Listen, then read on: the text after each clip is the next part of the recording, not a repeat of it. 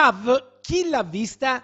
Un pezzo di alta velocità sparisce dal piano industriale delle Ferrovie dello Stato. Tra il 2019 e il 2023 il documento presentato al Premier Giuseppe Conte, al Ministro delle Infrastrutture Danilo Toninelli e a quello dell'Economia Giovanni Tria prevede 58 miliardi di investimenti e migliaia di assunzioni, ma mancano più di 2 miliardi di euro. È stata una doccia fredda. Il fatto che su questa importante progettazione che ci hanno raccontato gli ingegneri di Trenitalia è pronta e ci vorrà 9 anni per eseguirla nel momento in cui il ministro Toninelli schiaccerà il bottone verde, vedere che non c'è il finanziamento rimane un titolo, perché poi se non ci sono i soldi per farla, rimane un titolo sulla carta, il che vuol dire che c'è gran poca volontà di portare a termine questa infrastruttura. Confartigianato lancia l'allarme. Il Veneto, anche nella stagione della crisi, è una delle locomotive d'Italia,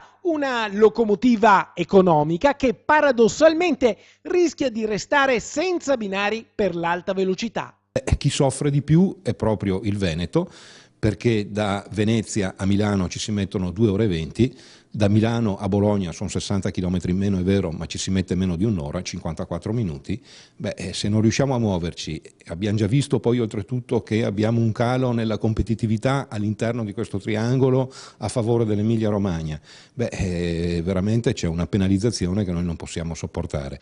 Per l'alta velocità Brescia-Padova, che coinvolge anche il tratto di Vicenza, risultano finanziati 5 miliardi fino a Verona. Per arrivare a Vicenza servono altri 2 miliardi e 710 milioni di euro, ma finora ci sono soltanto poco più di 980 milioni. Per attraversare Vicenza mancano 656 milioni di euro e la prosecuzione fino a Padova non è stata ancora né finanziata né progettata. È un progetto parziale, in fase preliminare, parzialmente finanziato e soprattutto per la parte economica sulla tratta Vicenza dalle Scalette di Monteberico, Pezzale Fracone in poi non c'è assolutamente nulla, ma l'abbiamo già detto da tempo.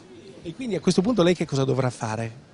La verità è che la TAV tocca a questo sindaco, a questa amministrazione affrontare il tema con il governo, con il territorio, come stiamo facendo, per portare a casa i finanziamenti e portare a casa una progettazione che tuteli poi anche il territorio stesso. Il sindaco di Vicenza eredita dagli anni passati un progetto parziale. A questo punto però o la TAV si fa o non si fa. Di incompiute in Italia ce n'è anche troppe e il Veneto invece oggi più che mai ha bisogno di certezze. Con lo sblocca cantieri si pensava ci fosse una nuova stagione poi anche di riapertura di cantieri e di ultimazione anche di opere incompiute.